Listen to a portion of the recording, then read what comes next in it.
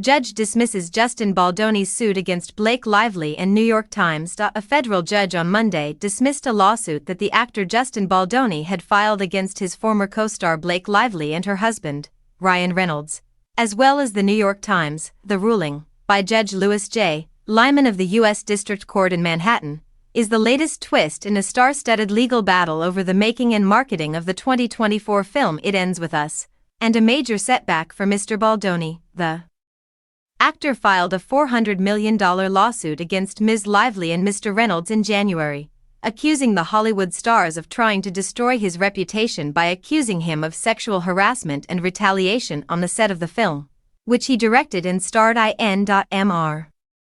Baldoni named the couple's publicist, Leslie Sloan, and her company as defendants. He later added the Times as a defendant, arguing that a December 21 article published by the news organization about Ms. Lively's accusations had defamed him. The Times article reported on a legal filing to the California Civil Rights Department in which Ms. Lively accused Mr. Baldoni and Jamie Heath, the lead producer, of harassment on the set.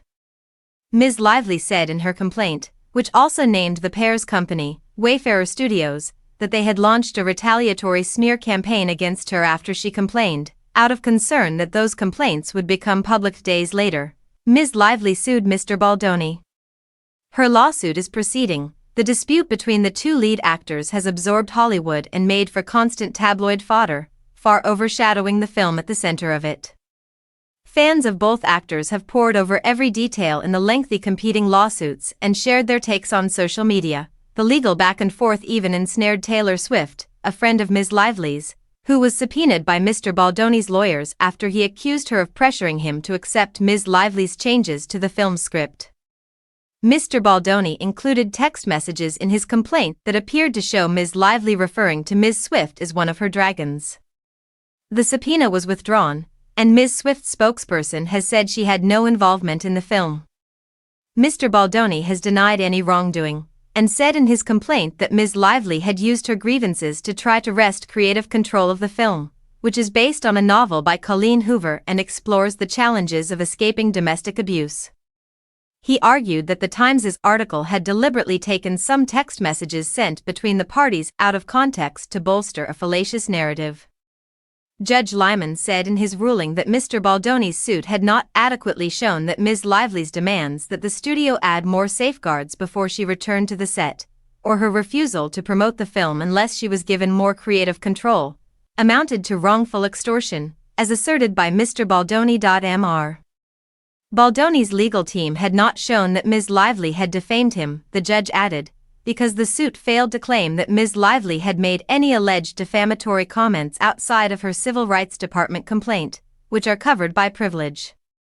Judge Lyman ruled that many of the Times' statements were also privileged because they had been taken from Ms. Lively's legal filing. He went on to say Mr. Baldoni had not shown that the Times acted with actual malice, the legal standard a public figure like Mr. Baldoni must meet to prove libel, in publishing the article. The Times had no obvious motive to favor Lively's version of events, he wrote. The judge added that while a quoted exchange in the article might have been taken out of context, given the strength of the evidence in favor of a smear campaign, it is not plausible that the Times entertained serious doubts as to the truth. Ms. Lively's lawyers, Ezra Hudson and Mike Gottlieb, said in a statement that Monday's decision was a total victory and a complete vindication for Blake Lively, along with those that Justin Baldoni and the Wayfarer parties dragged into their retaliatory lawsuit. Charlie Stadlander, a spokesman for the Times, said, "We are grateful to the court for seeing the lawsuit for what it was, a meritless attempt to stifle honest reporting. Our journalists went out and covered carefully and fairly a story of public importance, and the court recognized that the law is designed to protect just that sort of journalism." A representative for Mr. Baldoni did not respond to a request for comment, while dismissing the claims of extortion and defamation. Judge Lyman said Mr. Baldoni's legal team could refile amended complaints against Ms. Lively related to contractual obligations.